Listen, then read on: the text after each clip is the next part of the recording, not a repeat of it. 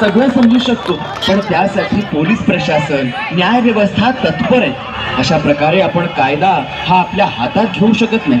अहो पप्पा, जरी एखाद्या गुन्हेगाराला अटक झाली तरी 10-15 वर्ष त्याच्यावर केसच चालते आणि ते पुन्हा बाहेर आला की पुन्हा अशी अश्लील कृत्य करतो.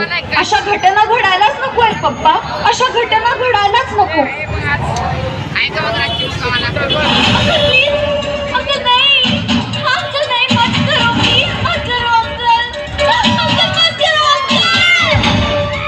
हे देवा, पुन्हा कुठे काय घडतंय? आई जगदंबे, जगत जननी, आई आदी माया पराशक्ती, उठ चंडिके, उगार मूठ आणि तूच थांबव आता तुझी लूट, तूच थांबव तुझी लूट.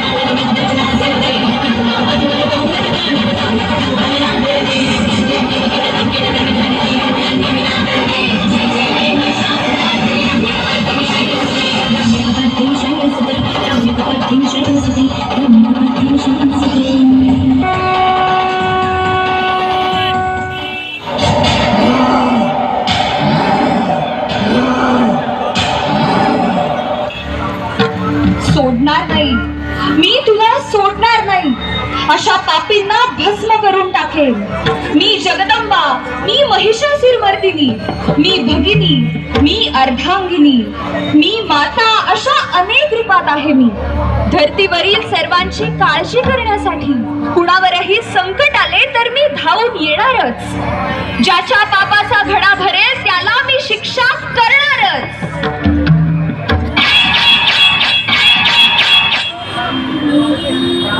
पाहिलात ना मंडळी, जसे कर्म तसे फळ मिळते.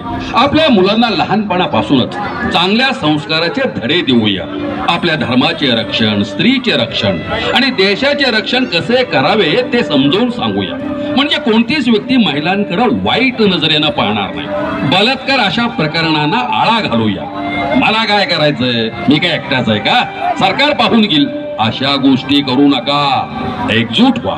आपला देश, आपला धर्म, हिंदू सनातन संस्कृती जपा.